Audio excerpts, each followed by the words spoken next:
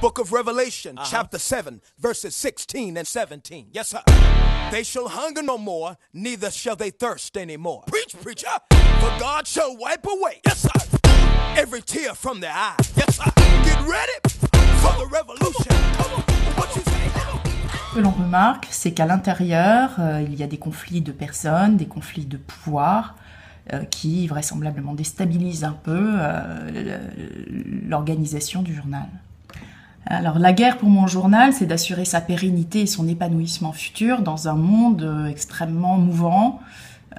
Donc voilà, et tous ces rapports autres visent à son épanouissement. Et l'idée partagée, c'est un succès possible, à la fois de la mission sans doute du journal vis-à-vis des autres, mais aussi en interne, le sentiment que les salariés se battent pour la même chose. Et donc il y a à la fois du bonheur et du partage. Les rapports de pouvoir sont extraordinairement difficiles, les guerres internes sont compliquées à gérer, elles vont aussi en opposition avec ce sentiment collectif qu'il faut avancer, qu'il faut réussir, mais elles sont bien présentes aujourd'hui.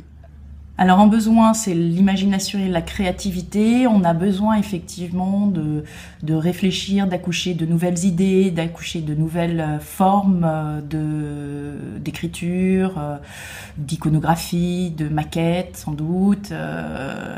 Tout ça de manière collective et dans la sérénité collective. Alors ce besoin de perles a pour incompatibilité une aventure qui est le dragon, qui est assez consubstantielle au journal dans lequel je suis, puisque son rapport à la société est aussi un rapport de guerre. Utiliser le verbe pour incendier, déconstruire, rétablir la réalité, mais au détriment sans doute de pouvoir, de lobbies installés. Et la mission de mon journal, c'est d'être une antenne, d'assurer une médiation entre le peuple, les lecteurs et les problèmes que rencontre la société pour leur faire comprendre, leur faire discerner, leur faire remarquer. Donc c'est vraiment une mission de médiation et de repérage.